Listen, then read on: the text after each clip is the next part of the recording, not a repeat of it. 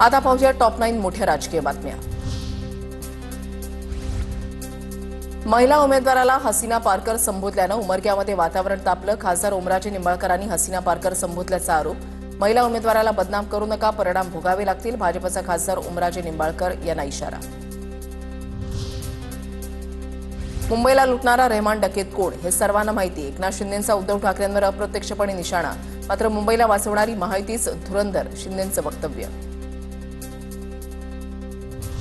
आपल्या हक्काची मुंबई अॅनाकोंडा गिळायला निघालेला आहे। अॅनाकोंडाच्या ऐवजी गांडुळाची औलाद उत्तर देते। उद्धव ठाकरेंचा पुन्हा एकदा अमित शहांसह शिंदेंवर जोरदार निशाणा। मुंबई महाराष्ट्रापासून तोडली जाईल अशी शंका आणू नये। मुंबई काल, आज आणि उद्या महाराष्ट्राचीच। चंद्र सूर्य असेपर्यंत मुंबई महाराष्ट्रातच राहणार, सभागृहातून मुख्यमंत्री फडणवीसांचं आश्वासन। दादरच्या छत्रपती शिवाजी महाराज पार्क परिसरामध्ये मनपा निवडणुकीच्या पार्श्वभूमीवर पोस्टर्स। मराठी माणूस जागा हो, रात्र वैराची, पोस्टरवर आशय। केडीएमसीमध्ये शिंदे सेना 30 जागा मागत असेल तर भाजप 40 जागेची मागणी करणार। कोणाची किती ताकद यावरून शिवसेनेची ताकद पाहून निर्णय होईल। कल्याण डोंबिवली पालिका निवडणुकीवरून कपिल पाटलांचं विधान। परभणीमध्ये शिंदे सेना आणि भाजपकडून ठिकठिकाणी बॅनर। परभणी महापालिका निवडणुकीची दोन्ही पक्षाकडून तयारी सुरू। बॅनरच्या माध्यमातून जनतेला साथ। बीड कराड गँगची कारागृहातील कर्मचाऱ्याला जीव मारण्याची धमकी। शिंदे सेनेचे जिल्हा प्रमुख स्वप्नील गलधर यांची फेसबुक पोस्ट। कैद्याकडून कोर्टाचा वेळ घालवण्यासाठी चक्कर आल्याचं नाटक, फेसबुक पोस्टमधून आरोप। मनोज जरांगे पाटील आज दिल्ली दौऱ्यावर। मृत शौर्य पाटीलच्या या विद्यार्थ्याच्या कुटुंबियांची भेट घेणार। दिल्लीमध्ये जरांगे काही खासदारांची भेट घेण्याची शक्यता।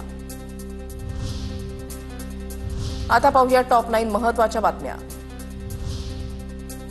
पहलगाम दहशतवादी हल्ल्याप्रकरणी एनआयए आज आरोपपत्र दाखल करणार। जम्मू कोर्टामध्ये एनआयए आरोपपत्र दाखल करणार। लाडक्या बहिणींच्या ई-केवायसीसाठी अंगणवाडी सेविका घरोघरी जाणार। बोगस लाभार्थी वगळण्यासाठी ई-केवायसी बंधनकारक। 31 डिसेंबरपर्यंत ई-केवायसी न केल्यास लाभार्थ्यांना योजनेतून वगळण्यात येणार। रोहित आर्या प्रकरणामध्ये फॉरेन्सिक सायन्स लॅबोरेटरीकडून अहवाल सादर। मुंबई गुन्हे शाखेकडे अंशतः अहवाल सादर केल्याची माहिती। आरोपीकडून जप्त केलेल्या कपड्यांची तपासणी पूर्ण। रोहितकडे सापडलेल्या पिस्तूलसारख्या वस्तूबाबत स्पष्टता नाही। दादरच्या मीनाताई ठाकरे फुल मार्केट समोर रास्ता रोको। रस्त्यावर बसून मासे विकण्यास स्थानिकांसह भाजपचा विरोध। नागपुरात 5 दिवसांपूर्वी बिबट्याच्या हल्ल्यामध्ये 7 जण जखमी। भवानी रुग्णालयामध्ये जात मुख्यमंत्र्यांकडून जखमींची विचारपूस। बिबट्यामुक्त संगमनेर तालुक्यासाठी शेतकऱ्यांचा जनआक्रोश आंदोलन। बिबट्याच्या हल्ल्यामध्ये 4 वर्षीय बालकाचा मृत्यू। तालुक्यामधील बिबट्यांचा प्रश्न मार्गी लावण्याची मागणी। सोलापुरात ऊस दर जाहीर करण्यासाठी स्वाभिमानी शेतकरी संघटना आक्रमक। लोकमंगल साखर कारखाना स्वाभिमानीच्या पदाधिकाऱ्यांनी बंद पाडला। जोपर्यंत ऊसाला दर जाहीर करत नाही तोपर्यंत कारखाना सुरू करू देणार नसल्याची स्वाभिमानीची भूमिका। बांगलादेशच्या आयात शुल्क वाढीचा संत्रा उत्पादकांना फटका। शेतकऱ्यांच्या नुकसान भरपाईसाठी राज्याकडून 169 कोटींचा निधी मंजूर। विदर्भातील संत्रा उत्पादक शेतकऱ्यांना दिलासा।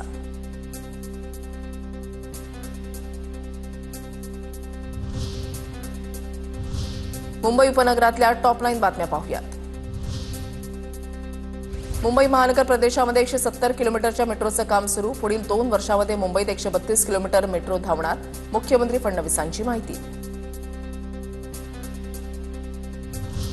मुंबईतल्या मालाड, मालवणी, मनोर, गोराईच्या कांदळवनांमध्ये बेकायदेशीर वास्तव्य करून राहिलेल्या बांगलादेशींवर कारवाई होणार। 2 दिवस गृह विभाग आणि वन विभागाकडून संयुक्त कारवाई केली जाणार।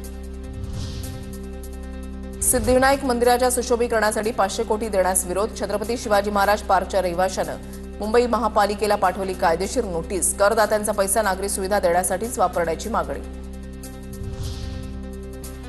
नवी मुंबई महापालिकेकडून शहरातील 18 गृहप्रकल्पांचं काम बंद। वायू आणि ध्वनी प्रदूषणाला प्रतिबंध घालण्यासाठी जाहीर केलेल्या सूचनांचं पालन न केल्यामुळे कारवाई।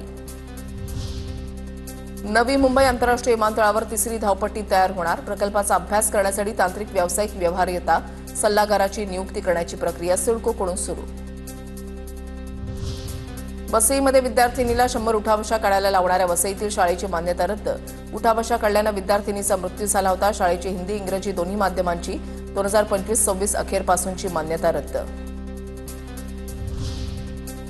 भाड्याने घर शोधताना नागरिकांची होणारी वणवण आता थांबणार. म्हाडा सर्वसामान्यांच्या बजेट आणि पसंतीनुसार भाड्यानं घरेही उपलब्ध करून देणार. म्हाडा लवकरच स्वतःचं पोर्टल लॉन्च करणार. कल्याणमध्ये बाईक टॅक्सीनं प्रवास करणाऱ्या तरुणीवर अत्याचार आणि लूट प्रकरणी गुन्हा दाखल. कल्याण महात्मा फुले पोलिसांनी आरोपीला ठोकल्या बेड्या. न्यायालयाकडून आरोपीला गुरुवारपर्यंत पोलीस कोठडी. साताऱ्यामधल्या एमडी ड्रग्ज प्रकरणामध्ये दुबई कनेक्शन असल्याचा पोलिसांना संशय. गुन्हे शाखेचा तपास सुरू. साताऱ्याच्या जावळी तालुक्यामधल्या सावरीगाव परिसरामधील कारखाना उद्ध्वस्त करत 115 कोटींचा मुद्देमाल हस्तगत. पुणे जिल्ह्यामधल्या टॉप 9 बातम्या पाहूयात. पुण्यामधल्या शिवाजीनगरच्या शिमला ऑफिस इथे मोठं झाड कोसळलं. अग्निशमन दलाच्या जवानांनी झाड बाजूला सारत केला रस्ता खुला. घटनेमध्ये कोणतीही जीवितहानी नाही. पुण्यामध्ये ट्रकनं बसला धडक दिल्यानं बस मेट्रो खांबाला धडकली. सुदैवानं अपघातामध्ये कोणतीही जीवितहानी नाही. पुण्याच्या घाऊक बाजारामध्ये कांदा दरामध्ये किलोमागे 5 ते 7 रुपयांनी वाढ. बांगलादेश, श्रीलंका तसंच दक्षिणेकडील राज्यातून कांद्याला मागणी. पुण्यातील मंचरमध्ये सर्वपक्षीयांकडून निर्धार बैठकीचं आयोजन. पुणे नाशिक रेल्वे ही मंचर नारायणगाव संगमनेर मार्गेच नाशिकला जावी यासाठी बैठक. मागणी मान्य न झाल्यास आंदोलन करण्याचा इशारा. पुण्यामध्ये सावित्रीबाई आणि महात्मा फुले स्मारक एकत्रीकरणाचा प्रस्ताव रखडला. गंजपेठेमध्ये भूसंपादनामुळे महापालिकेच्या समोर आव्हान.